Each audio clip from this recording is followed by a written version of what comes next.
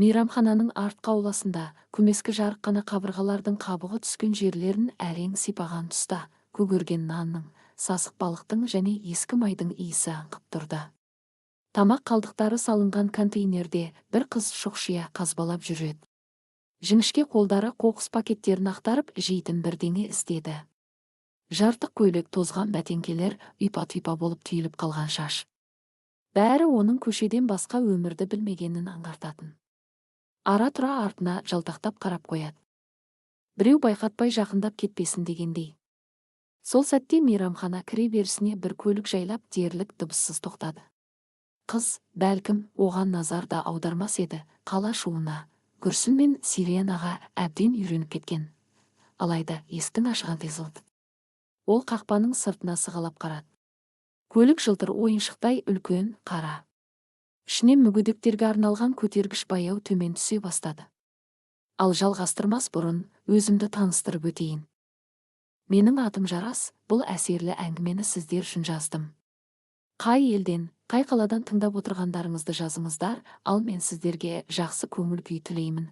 Қаңғыбас қыз жақынырақ келіп, жүргізушінің көліктен мүгедек арбасын абайлап шығарып жатқанын қызға бақылады. Арбада оның өзімен шамалас бір ұл отырды. Беті бозарып кеткен, көздері солғын, әлдеқашан таңдануды да, қуана білуді де ұмытып қалғандай. Салмақты кейіптегі ер адам, шамасы баланың әкесі, жүргізушіні шақырып әлденелерді нұсқап жатты. Бала арбада бүктетіліп, бір нүктеге телміре қарап отырды. Қыз ойланбастан жерден ескі қалбырдың қақпағын көтеріп алып, баланың алдына лақтырды. Қарашы, қандай нәрсе, ұшады деп мақтана сөйледі ол, көзін қысыңқырап. Сен де осылай істей аласың ба? Бала таңырқап қақпаққа, сосын қызға қарады. Еріннің шетінде ұмыт қалған бақыттың әлсіз сәулесіндей болар-болмас күлкі білінді. Қыз қуаныштан алақанын соғып, жақынырақ жүгіріп келіп қақпақты асфальттың үстімен шыр көбелек айналдырды. Бала еріксіз алға еңкейіп, оны ұстамақ болды. Аяқтары сәл ғана дір етті, өте әлсіз, бірақ қыз оны байқап қалды. Қаңғыбас қыз қақпақты қайта іліп алып, тағы да еппен айналдырды. Тағы бір рет қалайсың ба? Иә, деді ол сыбырлай. Олар осылайша бірнеше сәтке айналасындағының бәрін ұмытып, ойнап кетті. Сол кезде баланың әкесі бұрылып, ұлының кір қожалақ көше қаңғыбасымен күліп ойнап жүргенін көрді. Қасын түйіп, жақындап келіп ашулы дауыспен: Қайсар, тиіспе оған, бір жұқпалы нәрсе жұқтырып аласың, деді. Қызға қарай аттап, даусын қамшыдай сілтеп, жоғал, жырт деп айқайлады. Қыз селк етіп шегінді, бірақ қашып кетпеді. Қауіпсіз қашықтықта мысықтай тығылып тұрып, баланы тірі, еркін қызығушылықпен бақылай берді. Реніш те, қорқыныш та жоқ. Қатыгез сөздермен айқайға үйренген ол өзін қорланғандай сезінбеді. Тек ойын кезінде кенеттен күліп жіберген, түсініксіз тұйық балаға деген қызығушылық қана болды. Әкесі арбаны салтанатты, шамдары жарқыраған мейрамхана кіре берісіне қарай итерді. Бала қарсыласпай, басын қайта төмен салды. Қаңғыбас қыз алыстау жерде кішкентай көлеңкедей еріп жүрді. Әкесі баланы кіре беріске жеткізгенде, қыз қайта жүгіріп келіп, қолын созды. Аға, бір үзім нан болса да беріңізші. Дауысы бүкіл әлемге қарсы шыққандай батыл естілді. Ер адам жиіркенгендей тыжырынып, мен саған не дедім? Жоғал, кет, деді. Бірақ қаңғыбас қыз кенет бәсең, бірақ анық дауыспен бір үзім нанға көмегін айырбастағандай ұсыныс айтты. Мен оны жүре алатындай ете аламын. Ол мүгедек арбада бүктетіліп отырған балаға иек қақты. Бай адам кенет тоқтап, артына бұрылды. Ашуға толы көздері сенімсіздікпен ызамен жалт етті. Бала алдымен қызға, сосын әкесіне қарады. Оның көзінен жалбарыну анық көрінді. Не сандырақтап тұрсың, қайыршы, деді. Ер адам тісін қысып, мен қалай көмектесуді білемін, деп қыз сөзін қайталады. Ол сөздерінің ересек адамға әсер еткенін сезіп тұрды. Даусы сабырлы, сенімді әрі батыл шықты. Қыз арық білектерін кеудесіне айқастырып, иегін жоғары көтеріп, нық дауыспен қосты. Тек осы мейрамханадағы ең дәмді пирожныйды берсеңіз ғана. Әйтпесе болмайды. Ер адам оған үнсіз бірнеше сәт қарап тұрды. Ішінде түрлі сезімдер арпалысып жатқандай еді. Жүзі ішкі ширығудан біртіндеп қызарып бара жатты. Қастары түйіліп, ерні жіңішке сызыққа айналды. Саусақтары қарысып ағарып кетті. Ол ашуға булығып, мазақ етіп күлуге дайын тұрғандай, бірақ кенет көзінің түбінде әлсіз, тіпті жанды ауыртатын үміт ұшқыны жылт етті. Ер адам қысқа ғана дем алып, иығын түсірді, енді жоғалтатын ештеңесі қалмаған жан секілді. Ол қолын бір сермеп, өз санасындағы елестерді қуғандай болды. Сосын мейрамхана есігінің алдында тұрған метрдотельге бұрылып, біреуді шақырыңдар. Қолдарыңдағы ең дәмді пирожныйды әкелсін деп лақ еткізді. Бірнеше минуттан кейін қыз дірілдеген қолдармен ақ қорапты ұстап тұрды. Ол қорапты ашқанда көздері қуаныштан жарқ ете қалды.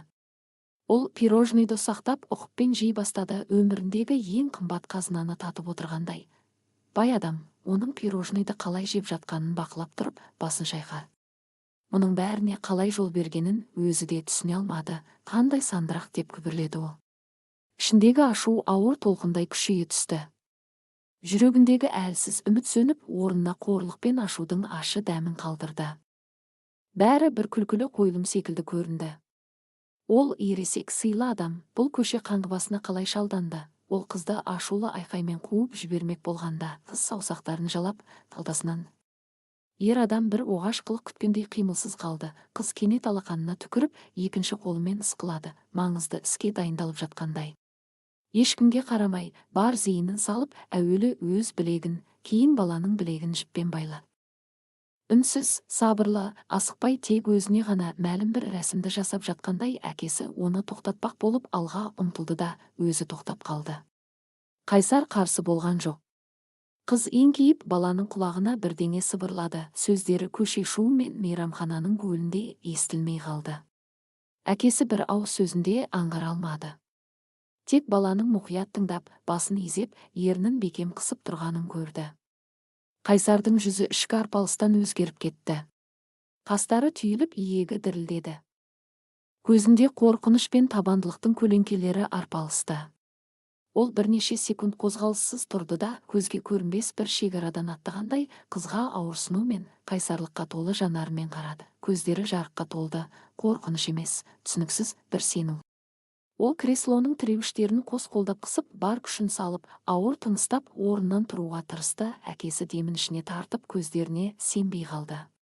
Қайсар зор күшпен бір қадам жасады, нағыз қадам. Аяқтары дірілдеді, бірақ ол тұрды. Әкесі алға ұмтылып, ұлын қолтығынан ұстап, қайтадан орындыққа отырғызды. Әдетте нық, берік қолдары бұл жолы қалтырап тұрды.